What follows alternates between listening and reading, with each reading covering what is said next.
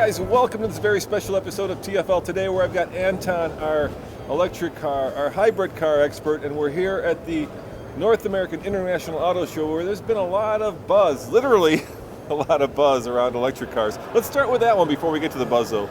That's the new e-Golf. Tell me about it. The new e-Golf is essentially a mid-cycle refresh of the Volkswagen Golf that has been available as an electric model for almost about 3 years now.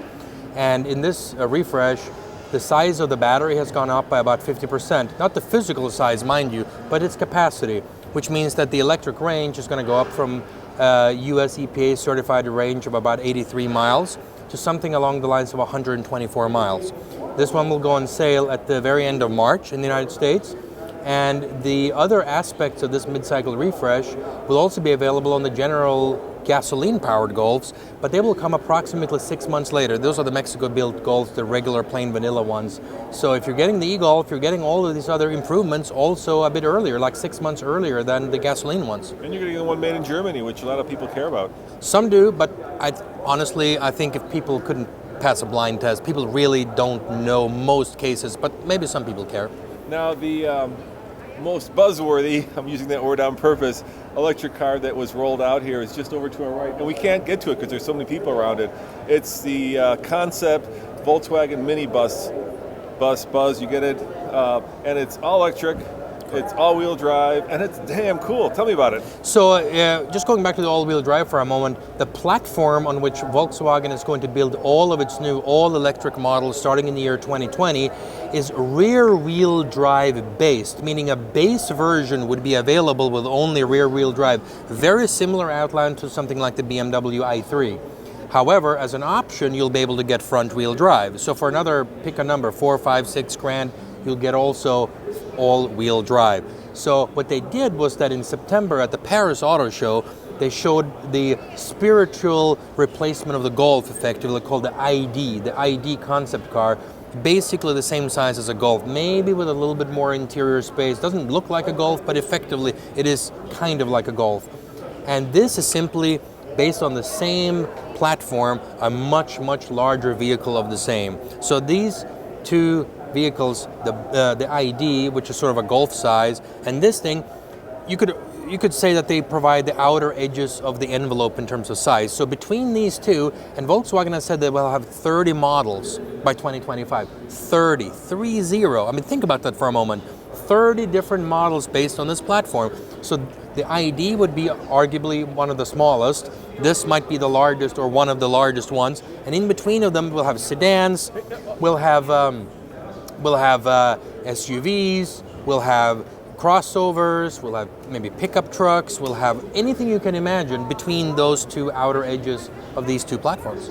Yeah, and it's by far, I think, one of the coolest electric vehicles because it's got all that heritage with the Volkswagen, obviously, minivan, bus from the past, and they did a hell of a good job. You see the inside of that thing? That's right. I mean, I call this retro done right. If you look at the front of this vehicle, it looks like the original Volkswagen bus from, dare I say, 60 years ago, early 50s maybe. Yep. It looks just like that in many ways, right? I would say the one thing that's different is the front headlights. Instead of the round ones, they took the same very sharp LED lights that they had at the concept car from Paris. I don't think that quite fits, but everything else, I would say this is retro done very right, and people immediately see that this is a Volkswagen bus, which I really love. Now I'm going to inject a little bit of warning here. This is the third Volkswagen concept bus I've seen, at least, right? There was one that rolled out at CES last year.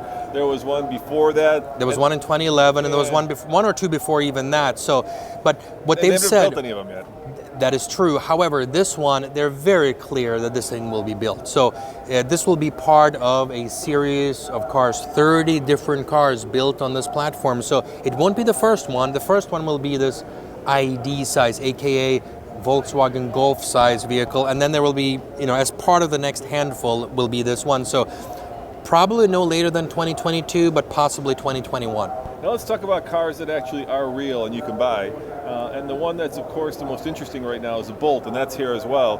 And you were telling me that they basically sold, 500 Bolts at the end of December? Correct. So they started 3 days. That's right. So the first deliveries were made in a ceremony in California about December 13th, and then real meaningful volume deliveries started on or about the 29th of December. So in only a couple of days, the very last couple of days of the year, they effectively sold just over 500 units, which may bode very well for the possibility that the Chevrolet Bolt has a shot. It may have a shot at being the best-selling pure EV of any vehicle in the United States, potentially as early as the month of January. We'll see, guys.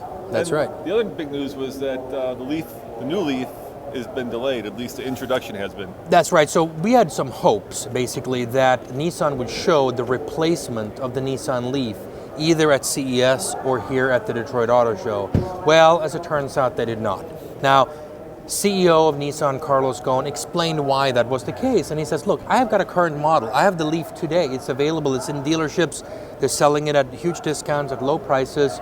And if he showed the replacement of the Leaf too early, it would be an economic disaster for them. So if you look back at when the Leaf was launched in the first place, they started making the very first delivery of the Leaf in December of 2010.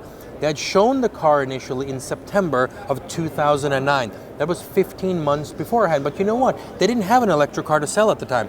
They weren't losing sales by showing this thing.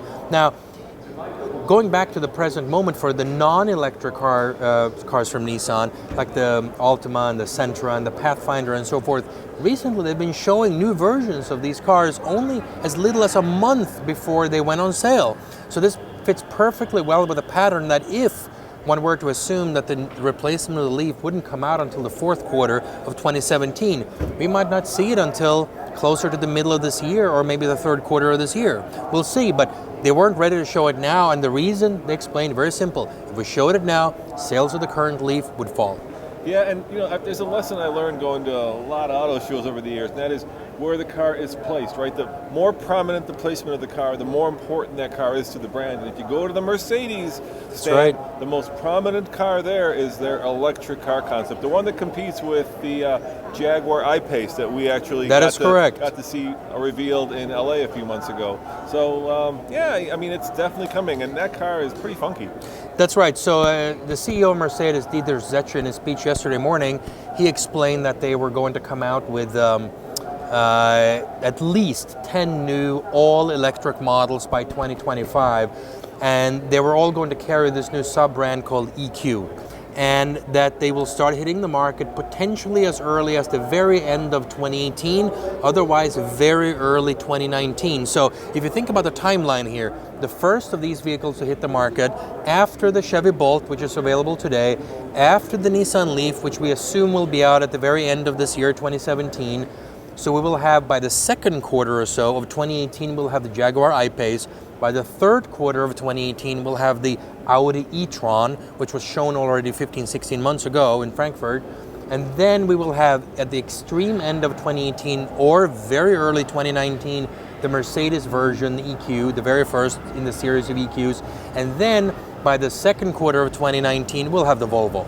So they will be hitting almost, if you think about it, it's essentially a new EV per quarter. One EV per quarter keeps the doctor away or something like that.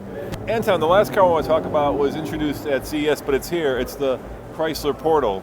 It's electric, it's autonomous, and it's a concept, and you were there when it was rolled out, and it's meant for millennials. Yeah, so what Chrysler did was that they showed off essentially a new development team of younger engineers that had really defined this product. So it's really a minivan. They don't call it a minivan. I told them, though, to hug it, love it, own it, right? Basically, you are known for minivans. Minivans have almost made you as a company in the modern era. Own it, man. That's right, own it, love it. I mean, people do. People grew up in them. People were, conceived in them in some cases, right? So I think that what they did here was that they showed off a concept that on the surface looks very futuristic. However, when you dig into it with the engineers, they actually told us that there's nothing on this car that they couldn't manufacture. From the door hinges to the side impact crash to all the electronics in the car, which was supplied by companies like Samsung and Panasonic. All of what you see inside this concept is actually manufacturable. Now, they were very clear about the fact that there was zero plans to manufacture this car as is. Zero, none whatsoever. So let's not get our hopes up. However, If the public reaction to this vehicle becomes very, very strong, you never know. But then you would be talking about something 4 or 5 years hence down into the future, basically.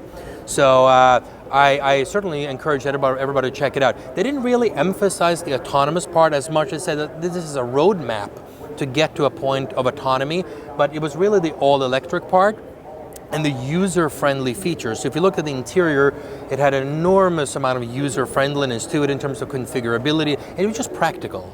I mean, concept cars are rarely practical, but just like the Volkswagen Buzz, the Chrysler Portal concept was extremely practical, and I think people appreciate that.